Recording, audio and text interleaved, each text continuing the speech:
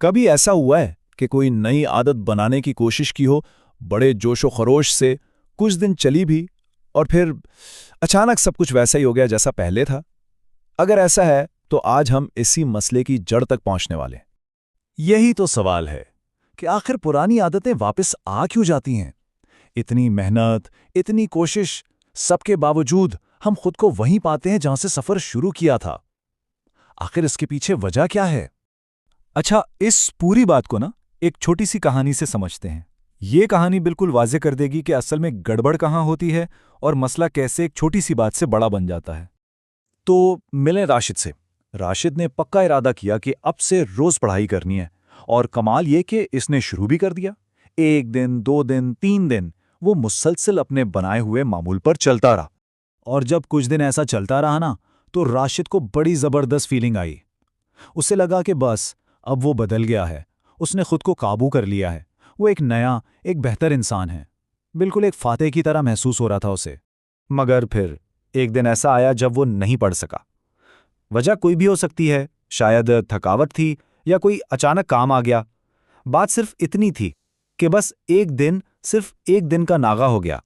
और जानते हैं क्या हुआ? इसी एक दिन के नागे ने उसके दिमाग में एक बहुत खतरनाक सोच को जन्म दिया।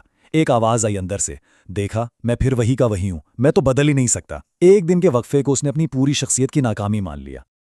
अच्छा, नफ्सियात में ना इस चीज़ को रीलैप्स कहते हैं, यानी वापसी। और ये समझना बहुत ज़रूरी है कि जब कोई नई आदत बनाता है ना, तो पुरानी आदत दिमाग से ख़त्म नहीं हो जाती, वो सिर्फ सो जाती है। और जैसे ही उससे मौका मिलता है वो वापस हमला कर देती है। और ये कोई कमज़ोरी नहीं है, ये एक बिल्कुल कुदरती अमल है। तो सवाल ये उठता है कि अगर ये कुदरती अमल है तो फिर कुछ लोग कामयाब क्यों हो जाते हैं और कुछ नाकाम? फर्क कहाँ आता है? असल फर्क आदत के टूटने पर नहीं है, बल्कि आदत टूटने के बाद हम सोचते क्या हैं, करते क्या हैं। सारा खेल इस रद्दे अमल का है। अब जरा इस टेबल को देखें। हमारे पास 2 किरदार हैं, नईम और नुमान। दोनों के साथ एक ही वाकया हुआ, दोनों से एक दिन का मामूल छूट गया। लेकिन फर्क देखें कहाँ आया, उनकी सोच में। नईम ने सोचा, खैर है, एक ही दिन तो छूटा है ना, और अगले दिन से फिर शुरू कर दिया। दूसरी तरफ नुमान ने क्या सोचा, मैं तो कभी कंसिस्टेंट रह ही नहीं सकता, और नतीजा, उसने पूरी तरह हिम्मत हार दी और सब कुछ छोड़ दिया।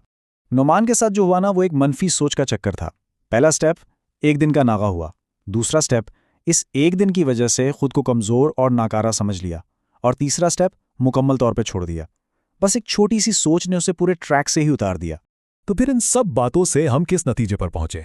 बुनियादी उसूल क्या है? बात सिर्फ इतनी है कि हमें नाकामी का मतलब ही बदलना होगा। और सबसे अहम नुक्ता ये है, इसे ज़हन में बैठा लें, एक दिन का गैप नाकामी नहीं होता। नहीं होता।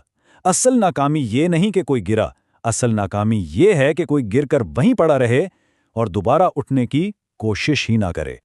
और ये उसूल सिर्फ नफ्सियात की किताबों में नहीं लिखा, कुरान की ये आयत हमें यही तो सिखाती है। अल्लाह की रहमत से मायूस ना हो।